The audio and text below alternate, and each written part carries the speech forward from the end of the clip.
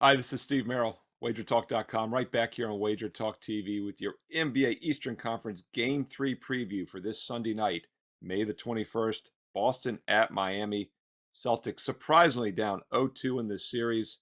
Will they get back in it on Sunday night, or the Heat take full control and take a step closer to the NBA Finals, which starts on June 1st? I'll let you know my thoughts on this series and also where the public is on both the side and total, and we'll dig in some player props as well right here on Wager Talk TV in just a moment. A quick reminder, it's been a fantastic NBA season. It's been a fantastic 2023, up over 99 units as we head into the weekend this year alone in 2023 in the NBA. 20-9 start to the NBA playoffs. Baseball hitting over 60% on sides the majority of this season as well.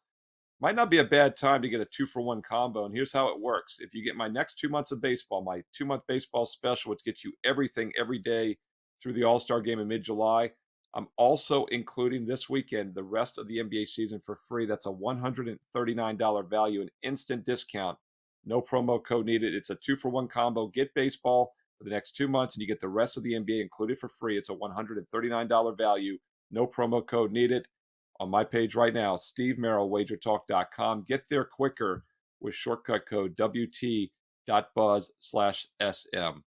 Don't forget also, I post free plays on a daily basis on my page as well. Check that out, Steve Merril, WagerTalk.com. All right, game 3, Sunday night, 8:30 Eastern, back on TNT, and we're going to have a huge game for Boston here as it's a must win. I know they're not eliminated if they lose, but teams that go down 0-3 never win in the NBA playoffs. It's never been done, and they a lot of times get swept. So it'll be very interesting if it happens.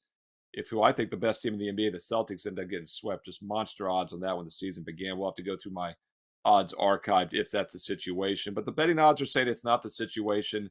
Boston, as we are doing this video on Saturday afternoon, is a solid 3-point favorite across the board. Total around 214 ish, and we haven't seen a ton of movement on that one from the opener. Actually, we've seen a little bit of a movement down from 214 to 213 and a half, 214 in other spots. Boston opened all over the place, 2.5 at some books, 3 at others. Briefly on Friday night, we saw a 1.5 at some of the offshores, but the market quickly, within minutes, hammered the line out to about -3 across the board. And once again, we talked about this with game 3 at the Lakers and Nuggets. The odds makers have caught on to the fact that teams down 0-2 returning home have done extremely well in the first quarter and especially the first half. We talked about it in Saturday's video how the first half line was almost the same as the full game. Lakers were 4.5 first half, 5.5 in the game. Well, the odds makers are taking it even more extreme here in game 3 at the Celtics down 0-2. You get Boston -3 for the full game or -2.5 for the first half. So basically, they're saying the second half is a basic pick 'em. Miami's about a half point in the second half. So same logic. Obviously, the database is not nearly as deep as 0-2 home teams in game 3 because very rarely do we see the road team have a 2-0 advantage heading back home. We don't see the higher seed, the quote unquote expected better team to lose 2 home games. But it did happen here. Boston blew a 12-point lead on Friday night. Don't forget they had a 13-point lead in game 1 at home and blew that as well. So back-to-back games in which they've blown double-digit leads. Miami actually, I believe, never led by more than 8, and I think they led by 12 in game 1, which is down near the stretch when they pulled away.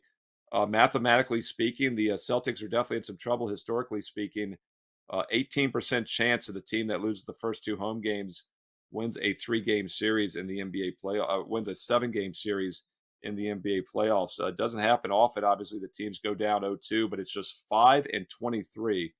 I put this on Twitter Friday night after the Celtics lost, by the way. You can follow me at Steve Merril, 2 R's, 1 L on Twitter at Steve Merril.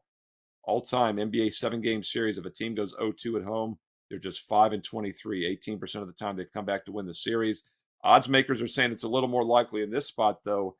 Celtics currently plus 160, Heat a minus 180 favorite. The true odds in that situation say there's about a 63% chance Miami wins this series now. So even though historically only 5-23, 18%, the betting odds are saying a 37% chance the Celtics come back and win 4 of the next 5 games. As far as the exact odds, the most likely outcome right now is still Boston wins in 7 games, which I find very interesting because they're an underdog to win the series now. But if you look at the exact correct series score, the only one that's less than 3-1 is Boston in 7 games. The Miami Heat 4 games to none is actually the second most likely at 3.5 to 1. And then Miami winning in 6 games back at home is 4 to 1. Some fascinating exact series correct score odds, obviously tremendously different from when the series began last week. In the comments below, by the way, let me know your thoughts.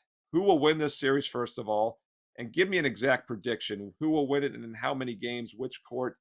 If you get it right, you could actually have a nice little payoff. All of those odds are basically 3 or 4 to 1 or higher.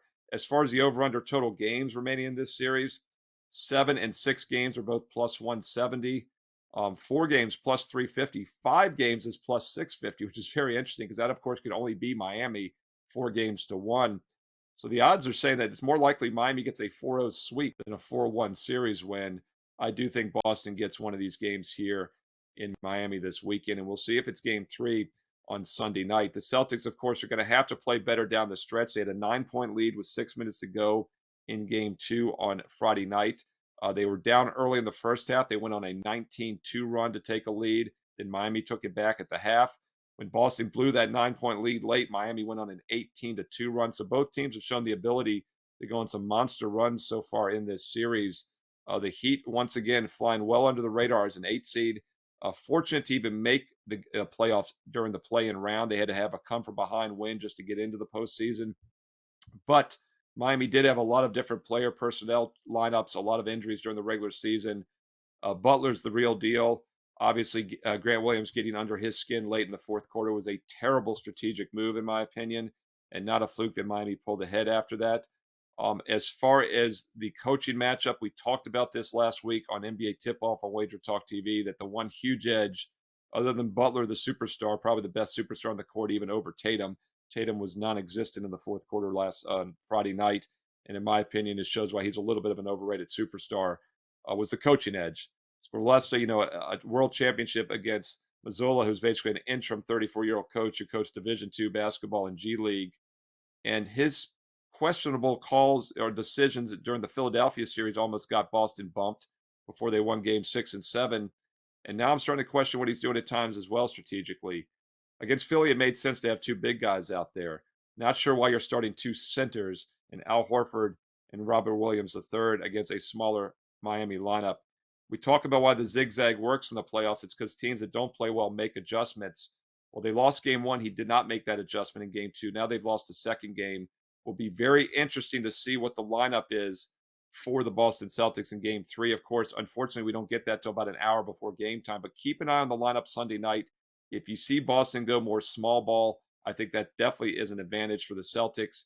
If Horford and Williams are out there again, they might be in some trouble. I think it's been a bad strategic move. By the way, Horford minus 15 plus minus rating. Tatum was plus 5. Robert Williams was actually plus 7. Jaylen Brown minus 24 in his plus minus in game 2. Theoretically, like statistically, that's the Celtic that hurt him the most. I'm not a huge backer of plus minus ratings. I think they could be misleading. And Brown, by the way, in game 1 was plus 3, where Tatum was minus 10, Williams was minus 14. So it's really zigzagged in the first 2 games. That's why I don't give it much credence, but it is something interesting that's interesting to point out. And from a player prop perspective, I think sometimes looking at that can be indicative of what the coaches might do for the next game. Horford 32, Williams 26 minutes in game 1. On Friday night, Horford 29, Williams 23 minutes. So a little bit less. I think those guys should get less minutes. It'd be the right strategic move. So from a player prop market perspective, Horford and Williams both under the totals on their points, rebounds could be worth a look in game 3 on Sunday night, especially once you see that starting lineup about an hour beforehand around 7:30 Eastern. Horford's points right now at DraftKings just 6.5. As far as his points and rebounds at DraftKings, we're looking at about 13.5. I think the under would make some sense, especially with points and rebounds if he gets less minutes. Williams right now, I'm not seeing a number on him for points, rebounds, or points in general. So that's interesting. Odds makers do not have that up, at least at DraftKings. Maybe that's an indication they expect him to get less minutes, which I believe would be the right strategic move in game 3 on Sunday night. Let's look at the total here. Oh, by the way, let's talk some public information on the side in total. Public is pretty split so far. The early numbers I'm looking at as of Saturday afternoon here. We'll have more data, obviously, getting closer to game time on Sunday night. But public was on Miami in game one, very heavy on Miami in game two. So Miami was a definite public underdog in both games one and two on the road. As you all know from my NFL public videos, I say fade in the public long-term wins, but they're not always wrong. And obviously they got it right in games one and two. I thought they would come back pretty strong on Miami, but the early numbers I'm looking at are fairly neutral. And maybe it's because they feel like Boston's in a must-win spot. Instead of laying 9.5, 10 points, they're only laying 3 now on the road. I think part of the reason the public was all over the Heat wasn't because they necessarily thought they're going to win either games one or two, which they did. It was just that catching 8.5 points and then 10 points, 9.5, 10 points in game two was very appealing. And I think that's why the public was playing those Miami Heat sides in games one and two. Now that they're only getting 3 back at home after 2 wins, it's interesting to note the public is less big on Miami. This very, very neutral on the side. As far as the total, the public is on the over here in game three, and it's not a surprise. First 2 games have both gone over the total. Had a strong best bet for my clients on the over in game one on Wednesday night. That's part of that 20-9 NBA start, plus over 90 some units here in 2023 in the NBA. We did cash with an easy over as it went over by well over 20 points in game one. I stayed off the total in game two because the odds makers bumped the total a couple baskets higher than the initial line from game one, and it barely got over. It closed around 215. Final score 111, 105, 216. So that extra couple baskets almost made the difference.